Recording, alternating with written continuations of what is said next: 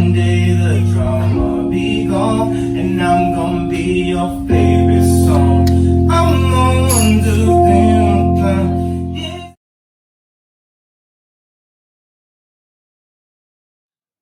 Kanye West may be one of the most culturally misunderstood icons to exist. This is not to vindicate him of his hateful speech, but to understand the large implications around him and his legacy, including how he was always destined to end in the position we are witnessing now. Kanye is somewhat of a sacrificial lamb for the progression of what constitutes black masculinity in the media and online. Regardless of what he has said or what he has done, we must understand that Kanye West opened doors for black men to embrace their vulnerabilities in modern media.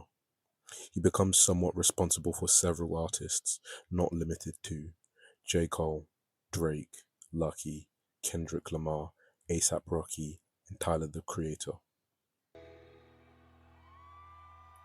The relationship between contemporary black art and Kanye is that he pushed the paradigm of introspection, vulnerability, and what an acceptable amount of humanity in a black media-facing man is.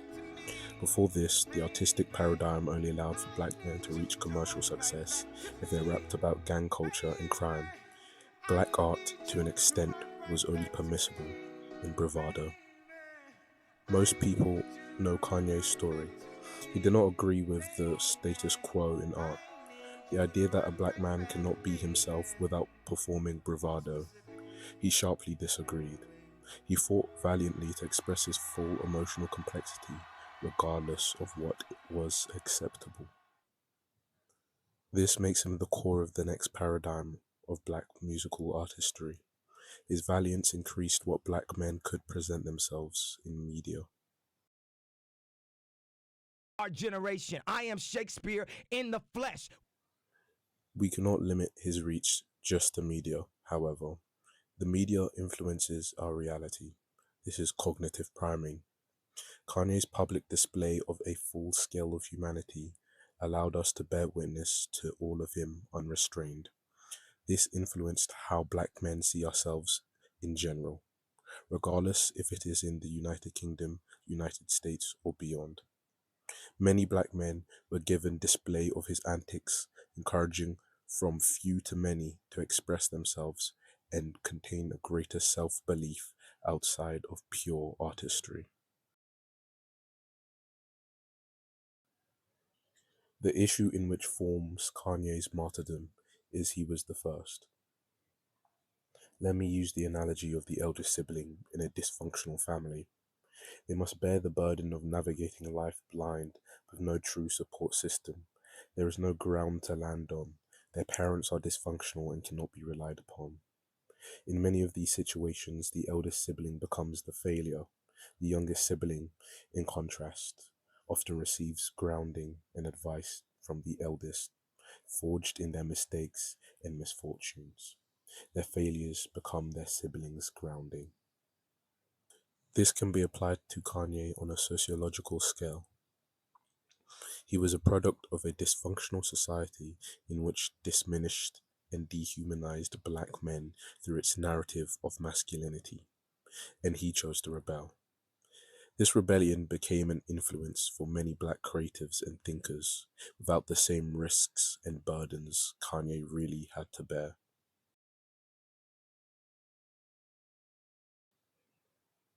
Kanye's current failure once was his greatest attribute, back when the context demanded he had it. This is his narcissism. To be able to survive a climate that constantly attacks your natural existence for not fitting its predefined definition of what is right and wrong. You must have fortitude to do this. To want to champion that as a strength and shift an entire paradigm, you must have self-belief so powerful it is akin to narcissism. This grandiosity, once pivotal to an artistic movement, became ungrounded once the cultural purpose was achieved. Emotional intensity, when purpose-driven, is generative. Once the grounding is lost, it becomes destructive. Kanye seemingly completed his purpose, and the same traits that made him revered became a source of controversy. Kanye, or Ye as we see him, was always likely to end up on such a path. His grandiosity was once pivotal to an artistic movement, yet it was always ungrounded. It was only supported until it stopped being needed. This doesn't redeem him of the words he has said, but offers perspective on his situation. Black men who champion the narrative of how human we are typically pay a price. Martin Luther King was shot. Malcolm X was shot. Basquiat overdosed. Kanye wasn't afforded a cleaner ending. Where the first two received instant death, he endured a slow, public corrosion, dismantled by the very intensity and principle that once made him a legend. He never changed. The principle he operated on did. Who we see now is the same man, a sacrifice not to be romanticized, but to be a reminder of where our limits lie as human beings.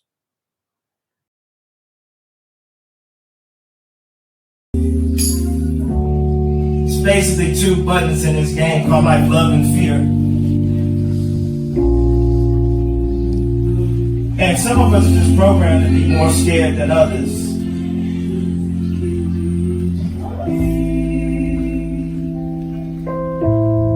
But I represent that overcoming fear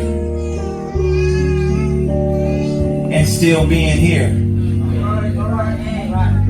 Because they say you can't do that, you can't do this, you can't do that. You'll lose your career. But I'm still here. I put my hand on, keep my hands on the stove. Let me bleed. Let me bleed. That's when I'm free. When we're the kids we used to be. I put my hands on the stove. That's what this song meant to us, to me, Tony, and Shake, and Kim when we wrote this in Wyoming.